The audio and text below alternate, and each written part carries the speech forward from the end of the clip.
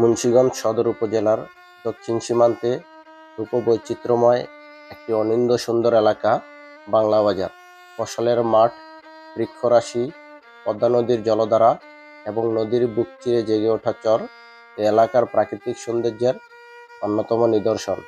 হাটবাজার, শিক্ষা, ধর্মীয় রীতিনীতি পালন, সাম্প্রদায়িক সম্প্রীতির মেলবন্ধন এবং নাগরিক সুবিধাসহ বিভিন্ন কারণে এই এলাকা বরাবরই আলোচিত।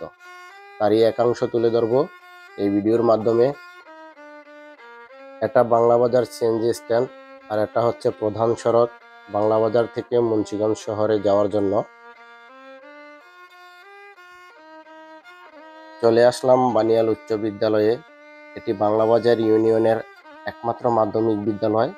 মাধ্যমিক পরীক্ষার ফলাফলের দিক দিয়ে মুন্সিগঞ্জের শীর্ষস্থানীয় বিদ্যালয়ের মধ্যে এটি একটি, এবং বিদ্যালয় প্রাঙ্গণের ঠিক দক্ষিণ পাশে রয়েছে বাংলা বাজার মাদ্রাসা।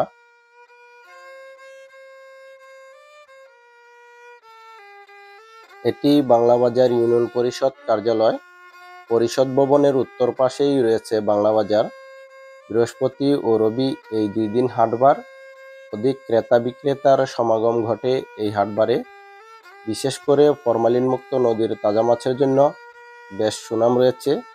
তাই ঢাকা সহ পার্শ্ববর্তী এলাকা ও জেলা শহর থেকে ক্রেতারা ছুটে আসেন নদীর তাজা মাছ কেনার জন্য, এবং এই হাটে কৃষকরা তাদের উৎপাদিত কৃষিপণ্য সরাসরি ক্রেতাদের কাছে অথবা দোকানীদের কাছে বিক্রি করতে পারেন।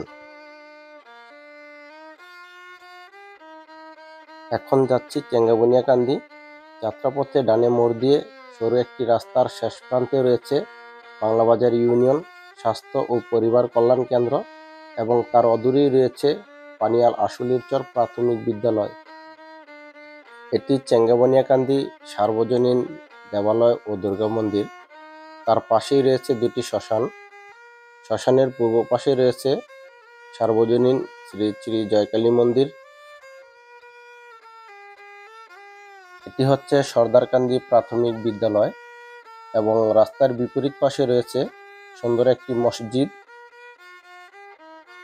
এখন যাচ্ছি বাংলা বাজার ইউনিয়নের আরও একটি গ্রাম, শম্ভু হালদারকান্দি। এই গ্রামের আরও একটি নাম রয়েছে মহেশপুর নমকান্দি। গ্রামের প্রবেশপথেই রয়েছে দৃষ্টিনন্দন বিশাল একটি পুকুর। পুকুরের চারপাশে রয়েছে চোখ জোড়ানো নৈসর্গিক সবুজ গাছপালা, এবং পুকুরের পূর্ব পাশে রয়েছে মহেশপুর নমকান্দি সরকারি প্রাথমিক বিদ্যালয়। এই গ্রামে আরও রয়েছে একটি রাধাকৃষ্ণ মন্দির ও রাধা গোবিন্দ মন্দির, একটি শিব মন্দির, এবং নদীর তীর ঘেঁষে রয়েছে সুন্দর একটি মসজিদ। শম্ভু হালদারকান্দি গ্রামের দক্ষিণ পাশে রয়েছে পদ্মা নদী। পদ্মা নদীর এই শাখাটি পূর্ব পশ্চিমে অবস্থিত, যার কয়েক মাইল পশ্চিমে রয়েছে পদ্মা সেতু, এবং পূর্ব দিকে মেঘনা নদীতে মিশেছে। পদ্মা নদীর পার ঘেঁষে এই রাস্তাটি চলে গেছে সর্দারকান্দি থেকে দিঘিরপাড় পর্যন্ত, কিন্তু বর্ষা মৌসুমে এই রাস্তাটি চলাচলের অনুপযোগী হয়ে যায়। ট্রলারের মাধ্যমে পদ্মা নদী পাড়ি দিয়ে যাচ্ছি বাংলা বাজার ইউনিয়নের আরও একটি আকর্ষণীয় স্থান চর বাংলা বাজার। নদী পার হয়ে যাত্রীর জন্য অপেক্ষায় থাকা অটোতে চড়ে বসলাম। যাত্রাপথে রাস্তার দুপাশে রয়েছে নয়ন জুড়ানো সারি সারি বৃক্ষ এবং বিস্তীর্ণ সবুজ মাঠ। সেখানে হাজারো কৃষকের বেঁচে থাকার স্বপ্ন বুনে। ফাইনালি চলে আসলাম চর বাংলা বাজার। অটো থেকে নেমে বাজারের ভেতরে প্রবেশ করলাম। চোখে পড়ার মতো তেমন ক্রেতা সমাগম ছিল না। অধিকাংশ দোকান ছিল বন্ধ, কারণ মধ্যাহ্ন ভোজনের জন্য দোকানিরা দোকান বন্ধ রেখেছিল। বাজারের দক্ষিণ পাশে রয়েছে বিশাল এক খেলার মাঠ। মাঠের দক্ষিণ প্রান্তে রয়েছে একটি মাদ্রাসা, পশ্চিম প্রান্তে রয়েছে অতি সুপরিচিত দৃষ্টিনন্দন একটি মসজিদ, এবং পূর্ব উত্তর কোণে রয়েছে একটি প্রাইমারি স্কুল ও জুনিয়র হাই স্কুল।